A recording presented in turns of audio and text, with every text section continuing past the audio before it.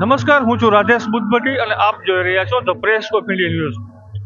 મોરબીના રવાપર મુકામે આવેલા શાસ્ત્રી નગર ખાતે કાસુંદ્રા પરિવાર દ્વારા વિષ્ણુ યાગ યજ્ઞનું આયોજન ચાલી રહ્યું છે. તે દરમિયાન આજે એક ધૂનનો પણ વિશેષ કાર્યક્રમ યોજાનો છે.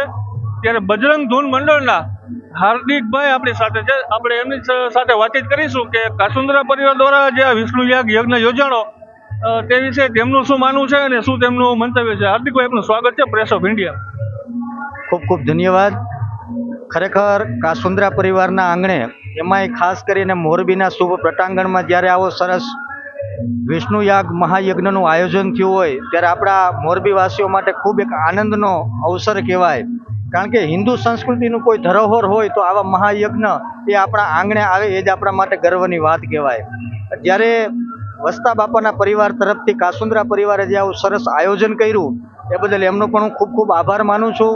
અને આવા યજ્ઞની અંદર જ્યારે બજરંગ ધૂન મંડળને એક ધૂન કરવાનો એક રૂડો અવસર મળ્યો એ બદલ હું તમામ સમગ્ર કાસુંદ્રા પરિવારનો પણ આભાર માનું છું. ખરેખર મોરબીવાસીઓને આપણને ગૌરવ એટલા માટે થાય કે દિવસે ને દિવસે આપણી હિન્દુ સંસ્કૃતિ જે આપણે ભૂલતા જઈ રહ્યા છીએ એમાં એ સંસ્કૃતિ ના ભૂલાય એના પાયારૂપ જે આવા મહાયજ્ઞનું આયોજન થાય એ આયોજન જોઈ ખરેખર મને ખૂબ ખૂબ આનંદ થાય છે.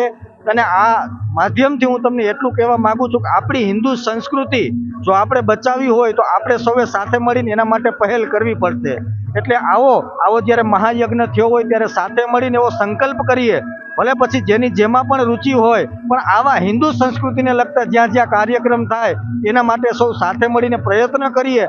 અને આ મીડિયા પાર્ટનર તરફથી જે અમને આવો અભિપ્રાય આપવાનો એક રૂડો અવસર મળ્યો તે બદલ હું આ ભાઈનો પણ પ્રેસ ઓફ ઇન્ડિયાનો પણ હું ખૂબ ખૂબ આભાર વ્યક્ત કરું છું. અને ખાસ કરીને યુવા ધન જે આપણું છે એને પણ ખાસ અપીલ કરું છું કે આપણું હિન્દુ સંસ્કૃતિનું આપણને સૌને ગૌરવ હોવું જોઈએ. ભલે ફાઇનાન્શિયલી તો સ્ટ્રોંગ થવું જ જોઈએ પણ આધ્યાત્મિક જે આપણું લેવલ ઘટી રહ્યું છે એ લેવલ ન ઘટી જાય એના માટેના સૌએ સાથે મળીને પ્રયત્ન કરીએ. આ બજરંગ ધૂન મંડળ છેલ્લા 30 વર્ષથી આ રવાપર રોડ ઉપર કાર્યરત છે અને માત્ર ઉદ્દેશ્ય ગૌ સેવાનો છે.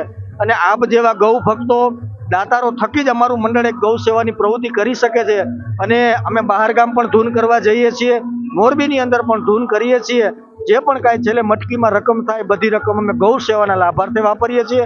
અને તમને બધાને પણ ખાસ વિનંતી કરું કે જે અહીંયા મહાયજ્ઞનું આયોજન થયું છે ત્યાં યજ્ઞના દર્શન કરવા અચૂકપણે પધારશો એવા કાસુંદ્રા પરિવારના પણ ખૂબ ખૂબ આગ્રહ છે. ખૂબ જ સારી બાબત કહેવાય કે અત્યારે હાલ બજરંગ ધૂન મંડળના હાર્દિકભાઈ પણ પ્રશંસા કરી રહ્યા છે કે જે રીતે ગોપાલભાઈ કાસુંદ્રા અને તેમના પરિવાર દ્વારા સમસ્ત કાસુંદ્રા પરિવારના તમામ પિતૃઓના મોક્ષાર્થે જે આ ત્રિદિવસીય વિષ્ણુ યાગ યજ્ઞનું આયોજન કર્યું છે તે ખરેખર અભિનંદનને પાત્ર કહી શકાય. અને એમાં પણ આજે વિશેષ ધૂનનું પણ આયોજન હતું.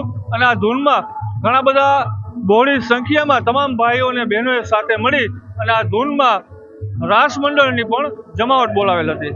વધુ સમાચારો માટે જોડાયેલા રહો મારી સાથે અને ખાસ જોતા રહો the press of India news.